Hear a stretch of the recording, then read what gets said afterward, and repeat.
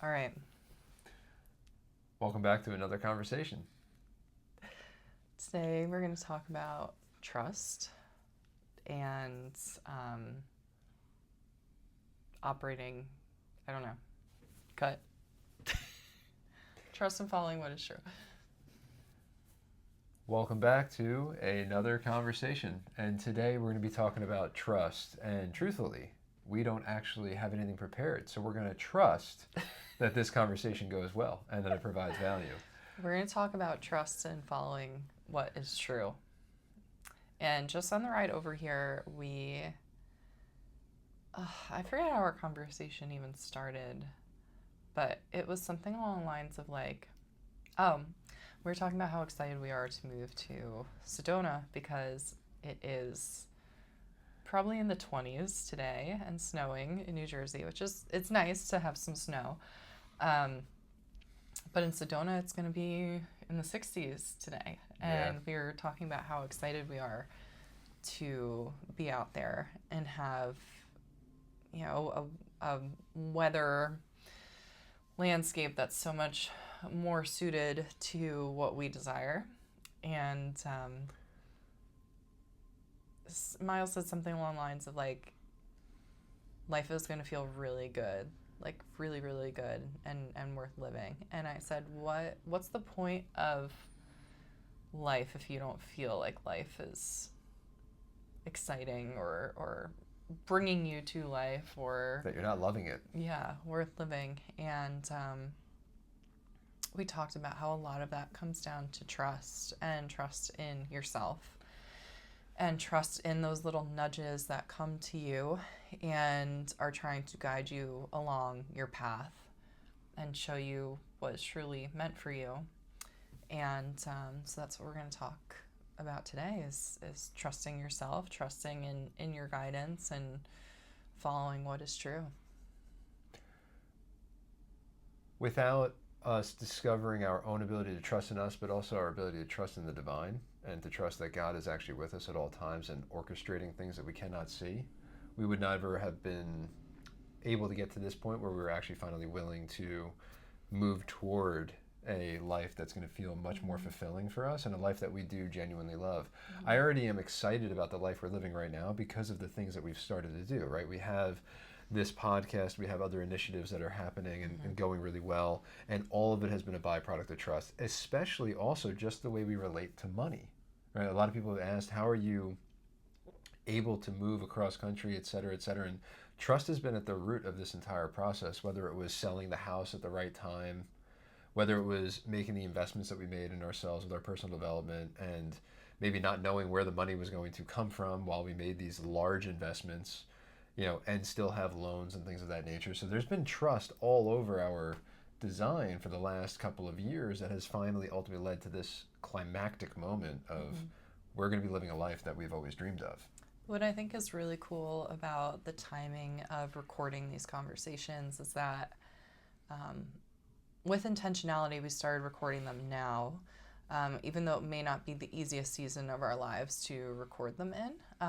We started recording them now purposely so that we could kind of capture where we are in this moment of time before we actually make the big move out to Sedona. And we're very much in the middle of the transition right now. It's like we've dug the foundation for it, and now we're putting up the frame for this transition. And once we actually go there, it's going to be putting up the sheetrock and the finishing touches and really turning the frame of a house, the outline of it, into a home and looking at the finished product. So I think it's really exciting to start this podcast from a point where now we've laid the foundation, we've sold our house, we've made arrangements to try to figure out when Miles was ending work and how to support our family through the process. And now we're in the process of kind of framing out the house. We're figuring out where are we staying for the first couple months while we're there. What's our plan? What are we doing? How are we getting out there? It's all these little bits and pieces, all while sitting in this energy of so much potential ahead of us and so much excitement, and at the same time, so much unknown, and really having to lean so heavily into that trust. And I'm sure we're going to have to lean even more heavily into it too as we move forward through this process. But it's really special and done very intentionally that we're starting to record these conversations now, so that as we move forward in this process, we can kind of look back, and you listening to this can watch the journey as we move forward and see where we were at the time and where we're going to be. And, I don't think we really exactly know where it is that we're going to be, but we're trusting that it's going to be amazing, and it's going to be the biggest adventure we've ever been on. Yeah, and so there's trust, there's faith, there's surrender, there's all these different pieces that we've needed to embody throughout this process. But I've always, in my own personal experience, been a planner. I've liked to control things. So if something didn't go according to plan, I would get all bent out of shape. Now there's a general frame for the plan, but there isn't the specific A, B, C, D type thing. It's like, hey, we just know we're going to go to this place and we're going to live a certain way. And in the living and in the embodiment is where we think the provision will be from God, and also just from the general alignment we cultivate. The life that we want to live is in that.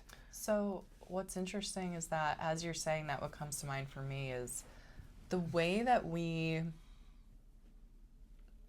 planned but really didn't plan, and went on some of our most exciting, transformational, epic trips of our lives, like when we went to Banff and when we went to Sedona for the Costa first time. Rica too. We did so without a plan. We, obviously had our flights booked and where we were staying, but we didn't plan out an itinerary of what are we doing each day that we go out there. We very much just kind of, on the plane, we're like, okay, what do you want to do when we get there? What do you want to do tomorrow? But then we didn't go further than that. So we were very much taking it day by day and present and letting ourselves be guided. And I feel like that is kind of the situation that's happening right now, where we don't really know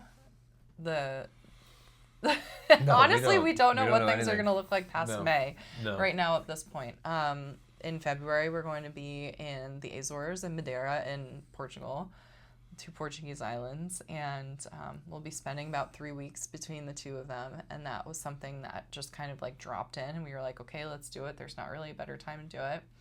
We'll stop back here for 2 weeks and just kind of wrap up loose ends. To cut you off, what's cool is we're trusting that actually there is something out there in the Portuguese islands for us, because our souls felt called to it. And we're allowing our intuition to guide us. And we're in a season of our life where we're allowing our intuition to be one of the things that we honor the most. So instead of saying, hey, we need a plan for how we're going to make X dollars, because I was there a lot, and I was creating so much misalignment in my life of trying to force, well, I need to be making, X dollars for my personal business before we leave, and then you need to be doing something. And there was a stranglehold of the process. But once I was able to really release, because Kate's much more willing to trust naturally than I've been, and this has been a learned thing for me, actually. So as I've learned to trust more, what's ironic is I've actually never felt more abundant, because I am believing in and trusting in the divine just to always be there, providing the guidance that we're going to require in order to go live. So we are very much going to Portugal with the frame of mind that we are trusting that there is something there for us. We believe that there is something there for us to actually receive within our bodies, within our coding, that will be activated so we can actually show up more powerfully for everyone else that we then experience. And also too, we're interested in experiencing what life is like in a different country, because we're open to that too in the future, potentially. We'll see.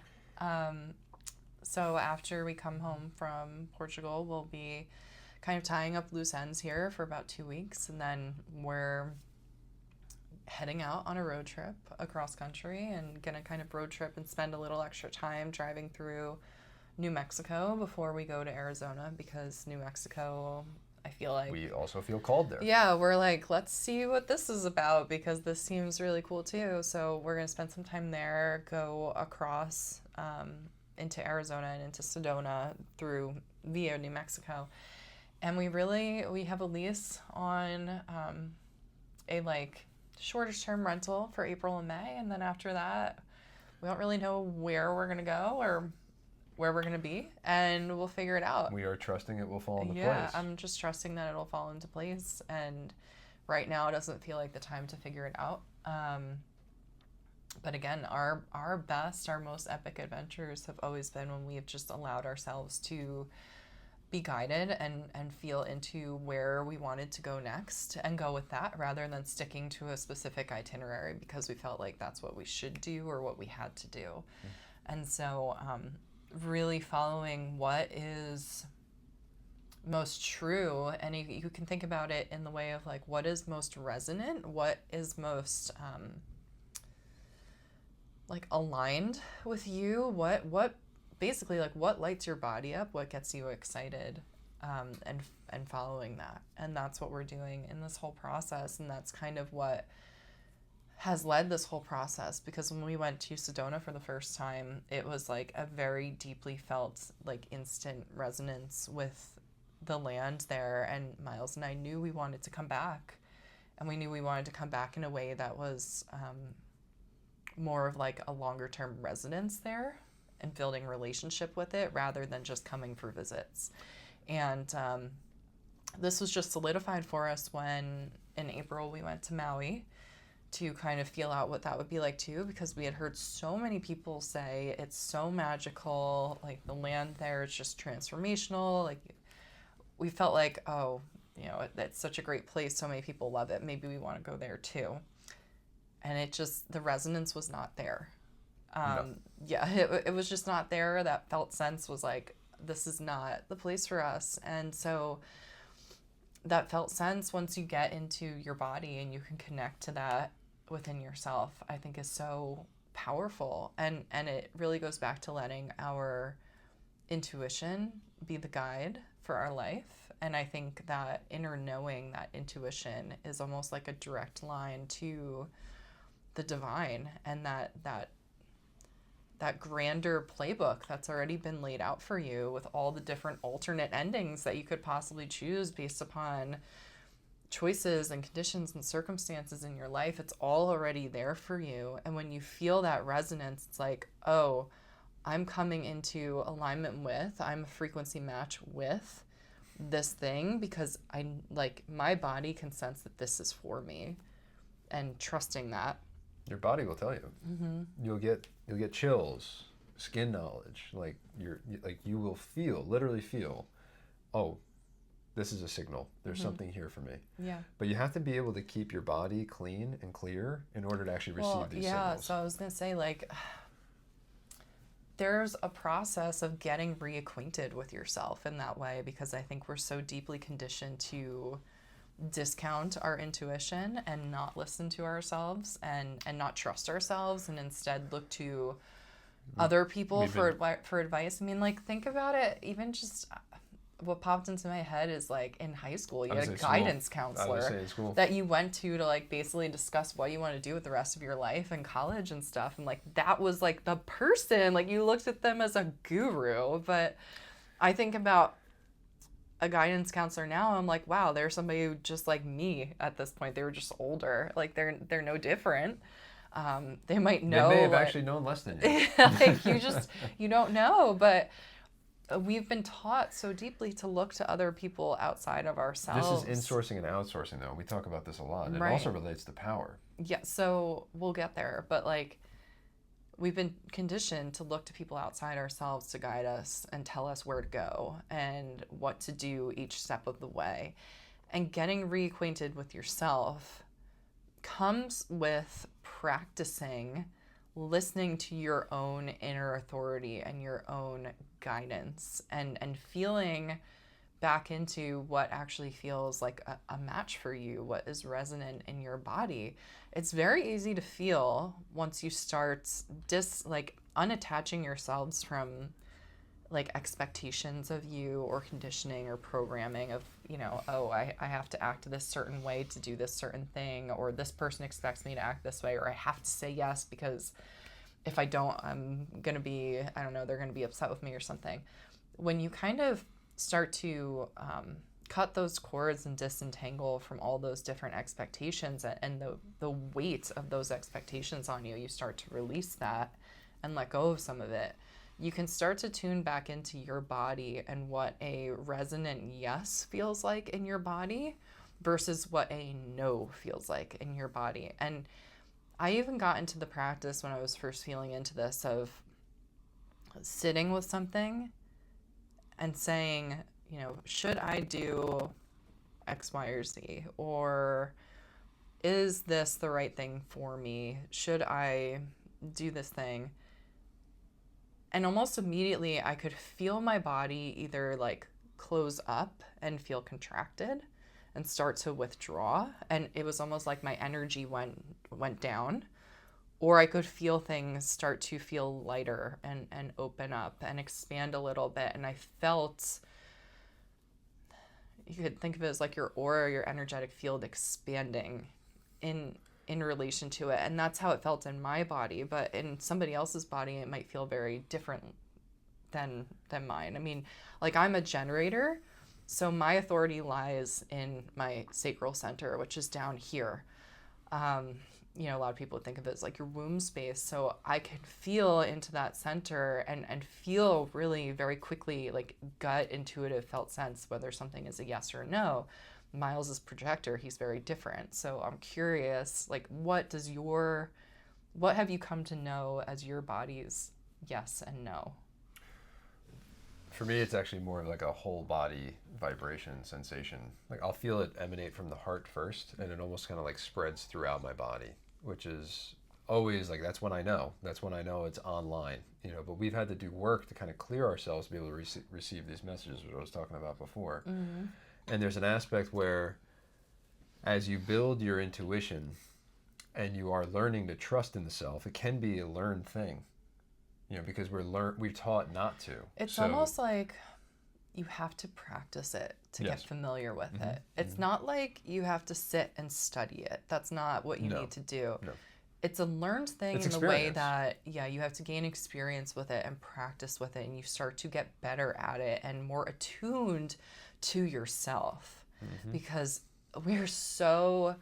when you get to a point where you're starting to consider things like this and you're listening to this conversation and you're hoping to gain something from it, you're at a point where you want to get back in touch with yourself. And so part of it is recognizing how you've gotten out of touch with yourself and starting to tune back into what your own voice and your own signals sound like. So we learn, likely at an early age, I'm not going to trust that voice from within. I'm going to actually trust this external thing, mm-hmm. this external source, the person over here that tells me to do something. So ultimately learning to honor the self and trust the self is a big piece of trust. And then also trusting with the body. So you're mm-hmm. trusting the voice within and then the body. And for someone who doesn't trust themselves, though, I would offer that a place to start is just build consistency. So if you're struggling, you're like, I don't really trust myself. It's like, well, start to pick small things, take small actions every day and build consistency to show yourself that you are worthy of trusting yourself. Mm-hmm. I'm going to work out 3 times a week. Keep the commitment. A lot of times we don't trust ourselves because we make too large of commitments. We overextend ourselves. We blow our load, as Mitchell would say, and then we end up deflating. So if we can't build consistency, then what happens? Our resistance gets larger. So the less consistent we are, the more resistance we feel. The more resistance we feel, the less we're going to actually take action and the less we're going to trust ourselves. So it's really interesting because that's a much more like masculine frame. Sorry, I work with men. And I'm not saying that's wrong because that's what resonates with you. Like you are a masculine being. And so obviously that works for you. For me, it feels very different. And this just speaks to the fact that you really need to find what works for you and what feels good for you. Because even if you might be a feminine being and you're listening to what I say and it doesn't resonate, doesn't mean that you're wrong or that you're not calibrated. You just need to find what works for you. So for me, I don't know, like this goes into masculine feminine dynamics. Like what you described is a very clear process and a plan. Men like a process. For me, I'm like, I've always been like the feminine, very fluid, very flowing, like abstract. That's how the feminine is. You can't really box it up. It needs like a masculine frame to kind of hold it and contain it. And then it takes that shape. But it's very fluid for me, and I never really put a like stepwise process to it, and I just kind of more so tuned into, honestly, like I got to know myself better. And the way that I got to know myself better was by looking at, what do I really desire, like very deeply desire of my life? What are the energies that feel best in my body? For me, it's like power, momentum, like force, being in Generative. yeah, being in motion, because I am a generator in human design. Like that feels best in my body, and getting to know that about myself, and that part about tuning into my desires, like where I've come to understand the nature of God and the divine is that those desires come from you, and they resonate within you because they're coming from a higher source, because they are meant for you. They are there for you. You desire them because they are for you. And so coming to know those things and knowing my nature as an energetic being, like what feels really good in my body, has led me to understand more deeply about myself. And I think that understanding my energetic nature as a person has helped me to trust myself better, because then I'm calibrated to myself and I'm able to sense when something is not in alignment with me. Well, the more you can know the authentic self, the more you're willing to share that with the world, the more you're able to access the codes and the light from within, the more embodied you are, Yeah, the more inherent trust you will have. You're able to very quickly sense when something is off or not in alignment, or like, ooh, this person is like really like kind of like creating a like a leak, or like well, it helps pushing, it like helps yeah, boundary like setting. intruding on my field. And like you can even just get a felt sense for somebody as soon as they walk in the room. You're like, ooh, like something is not in alignment with me and them. Like, okay, I'll give them a chance, but I'm also going to be aware that something feels off. So calibrating to myself really gave me much more of a sense of authority over, this doesn't feel right. Like simple terms, this doesn't feel right, something is off. And when you are a more like feminine energetic being, it's very hard to put those things into words. But I think as women, building that trust in your body and your felt sense is really super valuable, because you have this almost supernatural ability to tune into something or a situation or someone, or just the energetics. Even like if you're online and like for me, like I'll scroll through and I'm tuned into people who are thought leaders and like provide a lot of inspiration and just like art for me to look at for things that they've created in their lives that feel really good and resonant for me. And I'll get targeted with these ads on Instagram, and just like they'll be talking about something that's like really flashy or whatever, but right away I can feel like something's not right here. Something's not, yeah, like something's not in alignment. I can sense that something is off, and like this person is not for me, because I know that something is off. And it's a very quick way to kind of filter things out of your field in that way. And it's also like it as a mother, I feel like it very quickly attunes you to your own decisions and your own sovereignty over like your decisions when it comes to your children, or what you know that your children need. Gives you more certainty. Gives you more certainty, because you know in your body, like you created that being and that life, and you birthed that child into the world. You are literally physically, vibrationally attuned better to that child than anybody else on this earth. So I think you brought up something important though when you were referencing the masculine and feminine dynamics.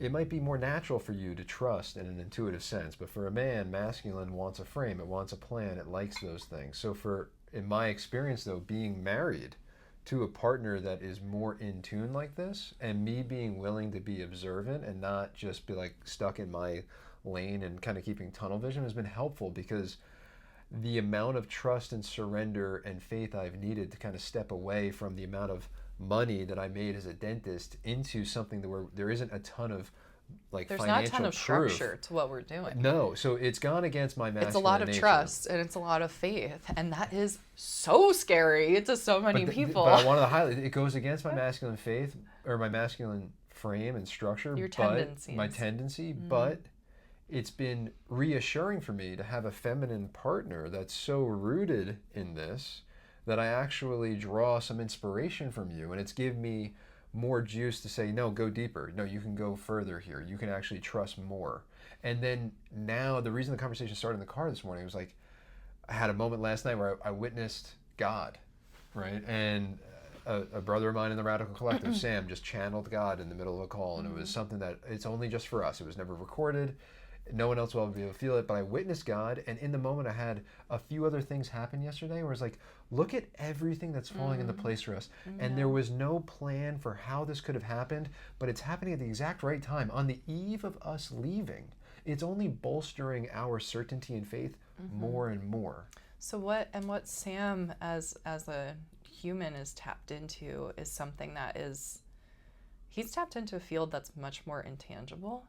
You can't quantify it. It's like ineffable. You can't, you have a hard time describing it or putting it into words. And that aspect is more inherently of a feminine nature. Yes. Is that like intangible? You can't put a box on it. You can't put it in a container. You can't quantify it. You can't categorize it. It's very difficult to do. It's very difficult to describe. And that feminine felt sense and trust and just like being in that place of kind of like suspension is also where magic happens. And so I think that having a good balance of that is so valuable. But what I do want to speak to is that as somebody who, I was very much operating out of my masculine when I was in school and just coming out of dental school too when I first started in private practice, and then swung very heavily into my feminine to the point where I wasn't doing anything. Like I was almost so formless that I didn't know who I was anymore. And your body was becoming formless. Yeah, it was like I didn't even know who I was anymore. So I swung to the complete opposite side. And now I've come back into a place where I've recognized I need to call my masculine part of me back online. And I need some of this structure because I really need to be able to, as our mentor Michelle Chatham says, like you as a woman, you can't just outsource your frame holding to your husband or your partner in your life.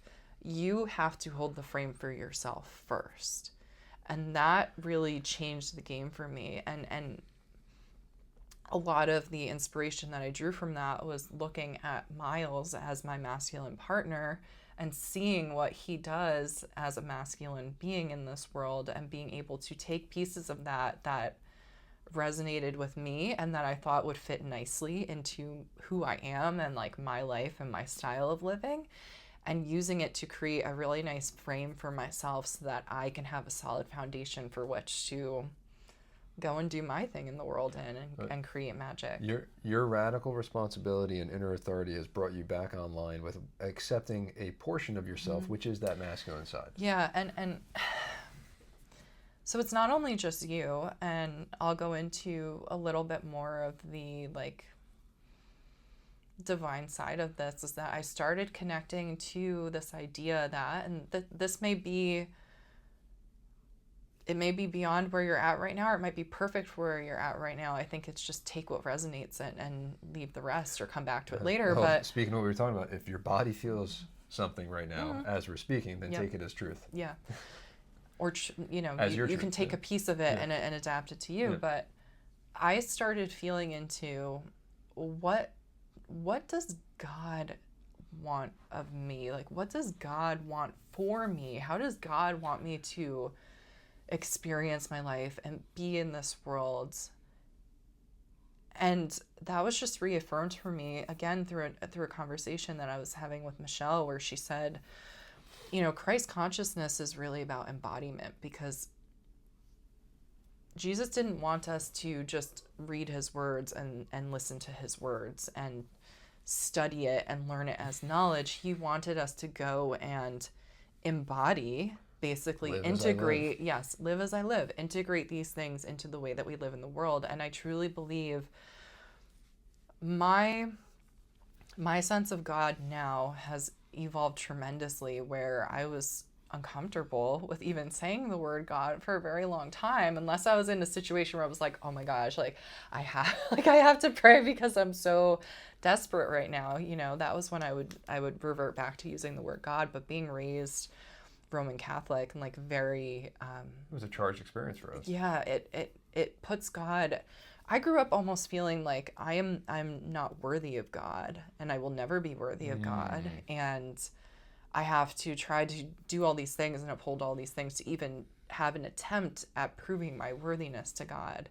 And it always felt like a very subordinate position to be in and didn't feel very empowering. And it like inherently made me feel shame, like shame all the time.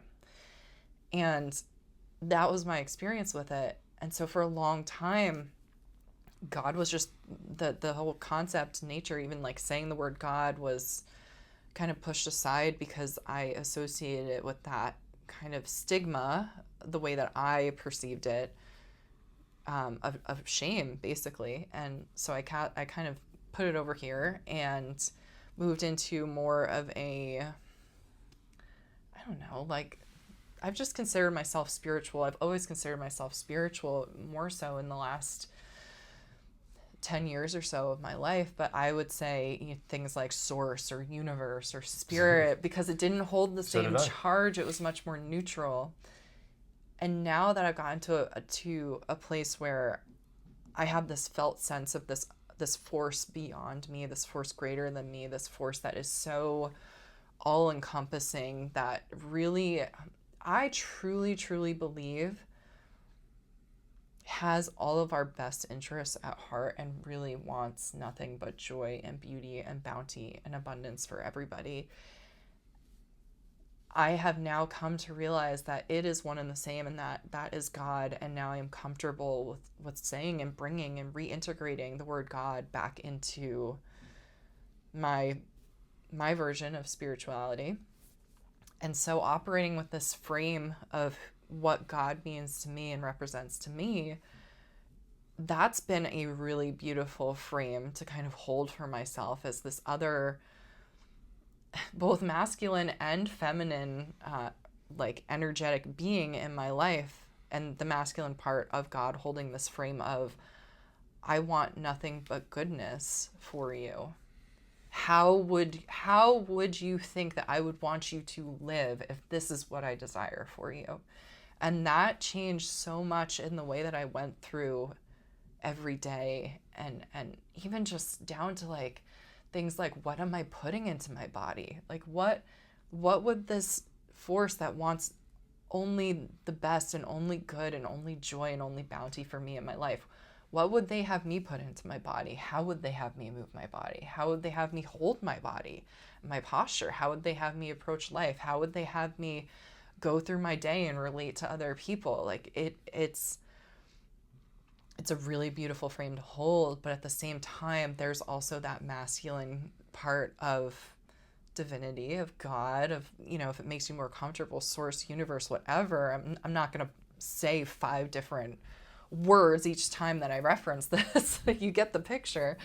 But however it makes you comfortable, when I think about it, there's also this feminine part, just like we talked about, that Sam channeled the other night, that is so intangible and ineffable and really brings this very magical, beautiful experience to this life.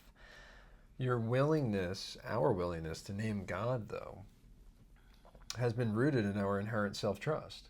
Because when you turn away from God, you're actually not trusting yourself. Well, it's also a really very comforting and supportive thing to lean on when you're starting to learn how to exercise self-trust, or you're in a time that requires so much self-trust that now you're going beyond self-trust and just into faith. And then you're not alone. Well, yeah. That's very comforting. So there's an aspect of it that is self-trust, but there's an aspect where we understand that not everything is up to us. And for us to believe that everything is up to us is actually really disempowering, yes. I feel. And that's how I operated in my life for a very long time. And that's why I went so heavily into that masculine aspect of myself, because I felt like I had to achieve all the things and do all the things, because if I didn't do it for myself and I I didn't like micromanage and just like overachieve in all these ways, all that goodness and bounty of my life wouldn't come. But all that did was just lead me further out of alignment with what I truly desired, rather than trusting that, okay, I see where I want to go. I will put forth the effort and the action to do that, but I'm also going to have faith that there is a source that, or a force that is greater than me, that is going to help me along this path. Especially so if you're going about that path in a way that is pure, like pure of intention and clean and from your heart. Because if you're operating from that space, you are not going to do wrong. You're not going to go wrong. You're not going to go wrong. Because it's whatever is supposed to happen for you will happen for you. Yeah, and sometimes there's things that we may come up against in life, or decisions that we make in life that almost go beyond self-trust and really challenge us to stretch and lean into faith. And this whole journey for us it's been one of self-trust, to basically trust that, yes, the feelings that I'm feeling are valid and they are correct for us, in terms of, we're basically uprooting our entire lives here and rewriting it in another iteration together. And it took a lot of self-trust and trust in each other to be willing to do that. But this is such, like, the scale of everything that we have had to do in order to make this happen is so immense that for you to take it on just as your sole responsibility as a human is almost too overwhelming when you think about all the little pieces that have to fall into place. And so you almost have to surrender some of that to God, like to a force outside of you, because it's too much. Trust is the piece that actually helps you turn your beliefs into knowings. Mm. So we've had a belief that we would do better in Sedona, we could live in Sedona. Beliefs into knowings comes through with practice, and that's where that practicing self-trust comes in. Exactly. And you mentioned something important before, though, about how maybe you pulled a little inspiration from my more masculine nature to help you gain a little bit more of a masculine nature in your life. But I also reference how I was pulling inspiration from your feminine into my world. So actually, our dynamic has actually helped both of us lean into the thing that we needed more to possess in just a healthy way. Not that you have to be 50-50. It's like maybe she needed 20% masculine, maybe I needed 20% feminine. But it's created a healthy dynamic in our relationship where we've both been the inspiration for one another to continue to grow, to continue to tap into our power, to continue to trust in our union, and to trust in the self, and to trust in God. Mm-hmm. And with all of that combined, we've had now the willingness to really go ahead and take action, precise action, and go ahead and go live the life that we've always dreamed of. And a lot of people interpret faith as this thing that is just get on your knees and pray. Faith is active, it's not passive. It requires the willingness to take precise action. Yeah, it's trust. I talk about it as the bridge of faith. We have dreams. Kate and I had a dream of living in Sedona. We believed that Sedona was the place for us. But we needed something to help us actually go from believing it was the place to actually living there. And in this case, it was the bridge of faith. We needed to have blind faith that was ultimately rooted in our trust to allow us to have the courage to be willing to go ahead and take precise action, to go ahead and turn the belief into a dream. Into a reality. Yeah. That is where all of this comes together. These are large, these can feel like complex concepts, but when you actually allow your body to feel it, it can actually feel quite simple. Yeah. On a smaller scale or more tangible scale, postpartum with my son, I was about like 6 months postpartum, and then I started to gain a lot of weight, and my body basically got to a point where I was like, I would look in the mirror and I was unrecognizable, and it was happening at the same time that I was in a very deep void, the void that we talked about in our first conversation, and obviously the two were very energetically connected to each other. And now I'm at a place where I'm actively participating in healing my body. And in the past, if I had gotten to a place where I was out of touch with my body and not caring for my body, it almost felt too overwhelming to even start or attempt. And there was this constant feeling of like, well, this is just how my body is, and I don't think it'll ever change very much. And like almost like a lack of faith in the end outcome. And what shifted for me this time that has really made things stick is not only holding that more masculine frame for myself, but also now having a much stronger aspect of faith that ties into it, and saying, I know that if I do my part and take responsibility for my part of this, and I start to put better inputs into my body, whether it's food nutritionally or inputs like things that I'm listening to, social media, scrolling, like social media, things like that, inputs. And I am moving my body in a way that feels really good and resonant for me, and it's just helping my body to like maintain fluidity and be in a healthy state. I know that if I do my part and I take responsibility for my part in this process, that the results and the change will happen. And tying the faith into that, and really just like trusting and knowing that if I do my part, this is going to happen, it's guaranteed, has been like magical. It's been such a catalyst for all this change to happen in my life, because now I understand, I have the trust that if I do my part, this thing is going to happen, and I don't have to question that, because it's also not a matter of like my worthiness of receiving that thing or my worthiness of my body being a certain way. It's that I know that my part is my part, and as long as I'm being responsible for my parts, this is going to happen, and I have faith in that. Are you ready for a slight left turn? Go ahead. The antidote, or not the antidote rather, but trust is the antidote to fear. Mm-hmm. And I think fear is important for us to actually talk about here. Okay. Now, we're already 41 minutes into this conversation. But this needs to happen because this is the important. perfect place. Okay. Did you have anything to finish about that? Just because we've had to confront our fears to make this move. But no, you seem like you have a lot you want to say. No, so I'm going to talk about this. So, okay. I was presented with the opportunity to join a mentorship in a modality that just like lit me up from the second that I saw it. It was probably a year ago, no? Oh, it's been more than that since I saw it. Okay. Yeah. So the opportunity... Do you want to tell people what the modality is? No, it's all right. They'll find out. All right. We'll have a little bit of mystery in here. Okay. So the opportunity presented itself.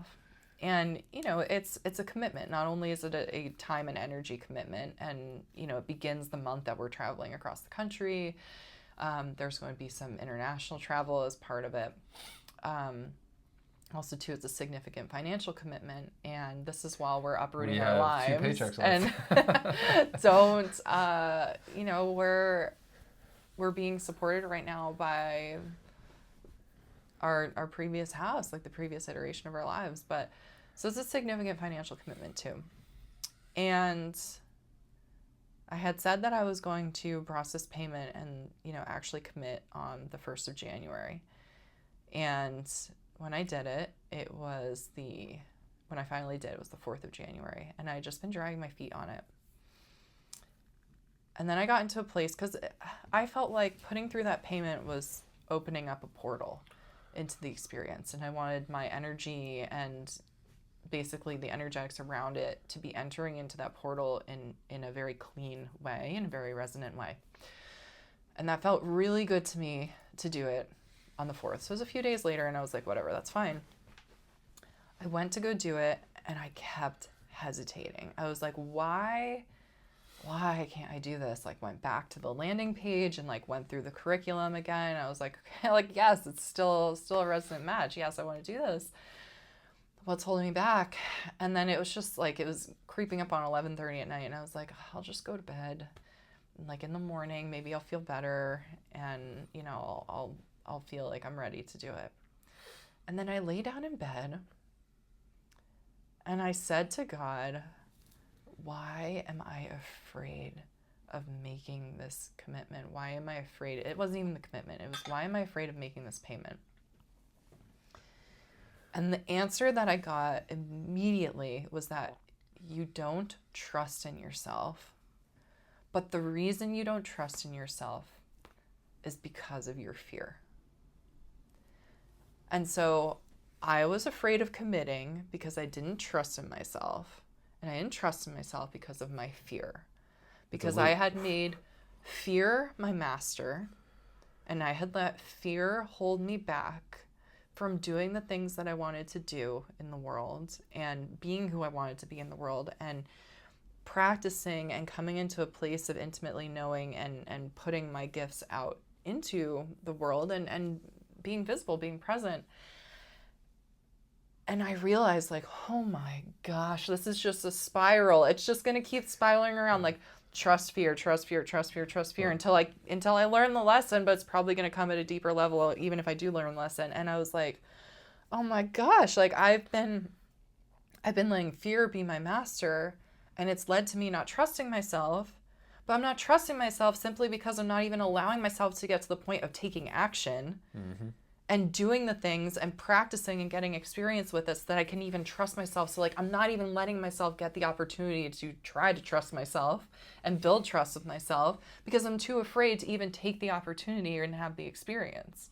And so I realized I'm just like in this perpetual cycle with it. And so that was my experience of realizing that fear and the stranglehold that fear had over me is literally not letting me get to a place of trusting myself in this regard.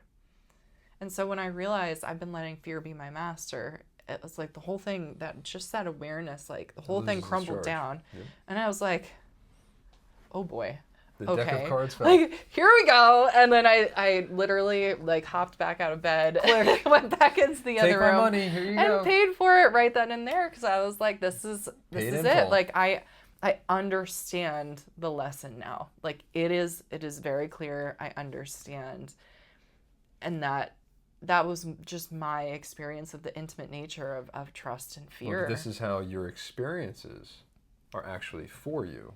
Life happened for you in that instance. It's always happening for you. But in this instance, you alchemized true inner knowing through an experience because you had the awareness to actually even let yourself feel it in the first place. But here's the other thing. So I can't just, like, the experience and my integration of that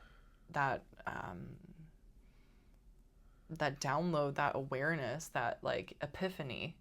It was a knowing. It doesn't stop there. No, it doesn't stop there. Because the full integration of it happens when I take this modality and this mentoring experience with this modality and I practice it in the world and I take action and I let myself have experience with it and practice it and build that trust with myself. Because if I don't allow myself to fully put my work out into the world and take action and gain experiences in that way, I'm not going to be building that trust. So it doesn't just stop at I submitted the payment, I learned the lesson. It's let's actually integrate this into your being. Like, yes, you understand now, you are aware now, you've achieved a level of awareness. Now you're going to need to go a step further and integrate it. You remember the masculine thing I said earlier in the conversation? What? Consistency. Mm-hmm. You're being consistent in your action, and you're knocking down the resistance. So for me, you're not allowing the resistance to build and prevent that consistent action. The word, I don't know. It's just this is why it's good that we're on this together, because to me, like, the word consistency never came through for me in terms of like this experience. It was more so like I need to actually like. Well, it's proof. I have to do my part. Yeah. Is what it is. It goes back to what I was talking about with my follow body. Through. Like I have to take responsibility for my part in this, and I have to actually do my part in this work to be able to integrate it. Absolutely. And bring it down into form tangibly in the world. Yeah. Well, I'm glad that you liked the left turn, just because I think fear was actually an important thing, and thanks for sharing your experience. I think that was very helpful for everyone to listen to. We've both had to navigate our own different fears with moving across country, whether it be, how's the family going to react to us? What are we going to do about money? Where are we going to live? Is our son going to be okay? Is he going to have the community he needs to grow? Like, what about the travel? Like, we're going to, and so there's a lot of opportunities for fear to stop us. But a lot of those places where you said are opportunities for fear The only time that has ever even crossed my mind as something that could potentially like go wrong or be an issue is when somebody else has decided to very kindly implant that into our They project their experience onto yeah us. like implant that into our fields. And The gate of consideration. yes, this is where the gate of consideration I comes knew where in. you were going. I wasn't going there with it, but you brought it up. Well, so no, but it fits. It fits. And this really actually ties back into trust and self-trust.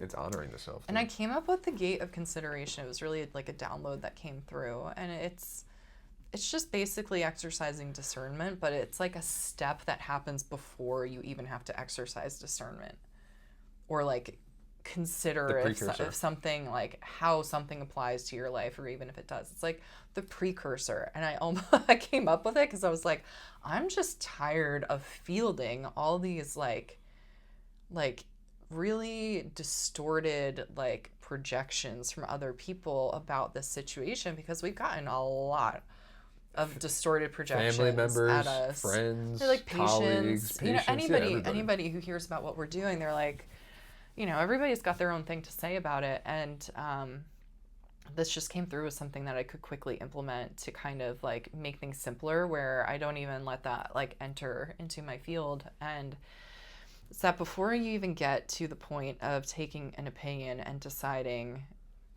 if and how it fits into your life, and considering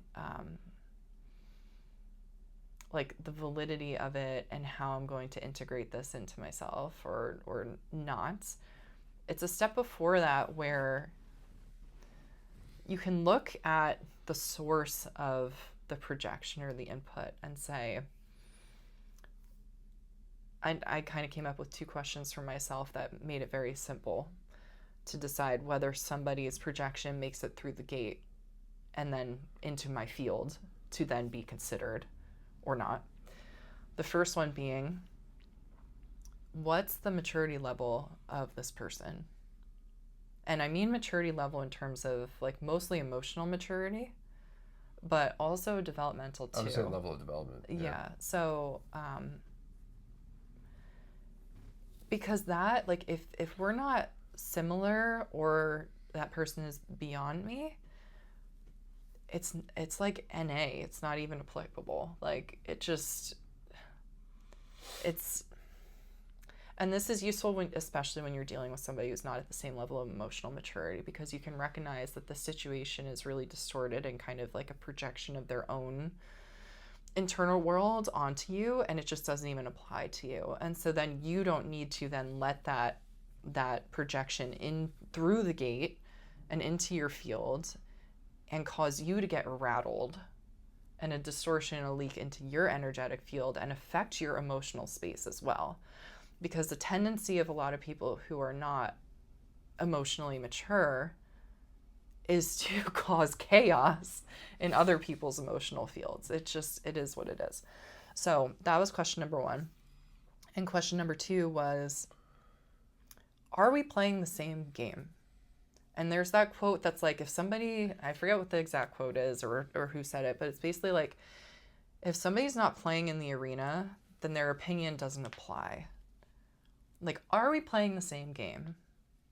So if I'm trying to uproot my life with my husband and rewrite our entire story for not only just ourselves, but our son, our family as well, our whole lineage, and the operating system that we operate from being one of self-trust and faith rather than conditioning and indoctrination and programming and scarcity and fear. It's an aspect of bigness rather than staying small. Anyway.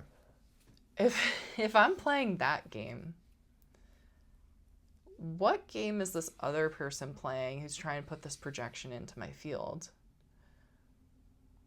If it's not the same game, it doesn't apply. Again, it's like NA, that answer. It's not applicable. It doesn't apply. They're not playing the same game. So why would I take advice from somebody who hasn't done what I'm trying to do? It's like taking advice from a person who's never left their hometown versus the person who's actually already traveled the world. Yeah, or like, I don't know. I'm just trying. You could say sports, right? And like a dentist trying to tell a gynecologist how to do their job. It just doesn't compute. It doesn't match up. Yep. Yep. And so then I shouldn't even let that through the gate into my energetic field to be considered, because it just doesn't apply. We're not playing the same game. We're not in the same field. And also there's that aspect of like, are they in the arena? Like, are they also taking these risks and stepping into radical self-trust? Are they also exercising faith within themselves? Because if they're not, like, I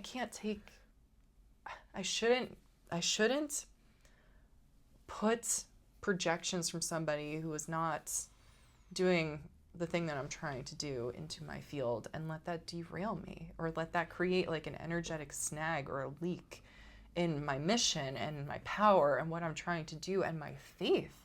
Because that's what happens. It makes us shaky. It makes us unstable. And then everything that you felt so convicted about, and you had all like this quantum energetics behind you because of the whole aura, like the culmination of all the different energies and momentum and forces that you had behind you. Now all of a sudden it's like somebody takes a needle and like pop, like puts a little hole in it, and now it's leaking and it's deflating, and all of that momentum that was behind you is now fading. And then what happens? And if we allow that to continue to happen, our dreams, our visions, they lose momentum. And they don't go anywhere anymore. I think what's important here too is with the gated consideration, you're reinforcing your own integrity and your willingness to actually self-trust. Yeah. And you're protecting your energy, your literal energetic field. You're not going to have as many leaks. You're not going to have as many drains, because you're not now giving something else power to actually take away your energy, because now you're having to field it and process it. Because it's almost like this force field. It's like, I'm actually not even going to process and allow this into my body. It's energy management. It is. It's energy management. So it's instead of waste energetic management, hygiene. yeah, it is. Yeah. It is. It's energetic hygiene. But it's rooted monitoring in, of your energetic fields. Boundaries. Honestly, it comes down to boundaries. But too. it's rooted in discernment. It's rooted in knowing, and it's rooted in your confidence to say, you know what, I actually believe myself. There's before a certain another. level of inner authority that There you is. have to be able to sit in the seat of that kind of discernment and say, I will not allow this into my fields, or there's something here for me. I'm going to take this and see what applies. And this, to be clear, this is not something where you're like, oh, I don't agree with you, so you don't get through the gated consideration. No, it's not about opinions. Yes, I just want to make that clear. It's not about opinions. Yeah, it's not about opinions. It's like we said, it's like that energetic hygiene, that boundaries, like maintenance of your field of, like I was saying, maintenance of your quantum field, like the field around you. And there's, if you don't know what we're talking about, I apologize. There's a lot to that.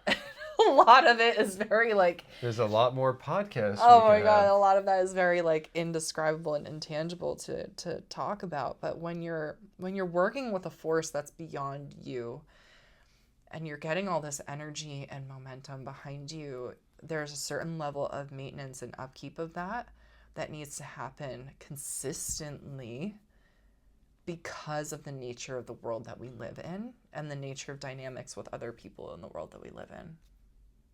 Yeah.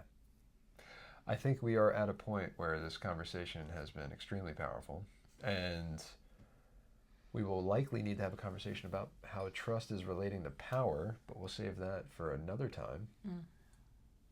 Are there any final last words you would like to relay in regards to our experience with trust?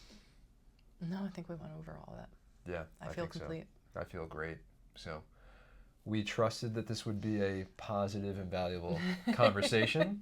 And I think both of our bodies are telling us that it is a resonant yes. So thank you for listening. Thank you for trusting us to actually hang around for an hour. And we will see you next time. Bye.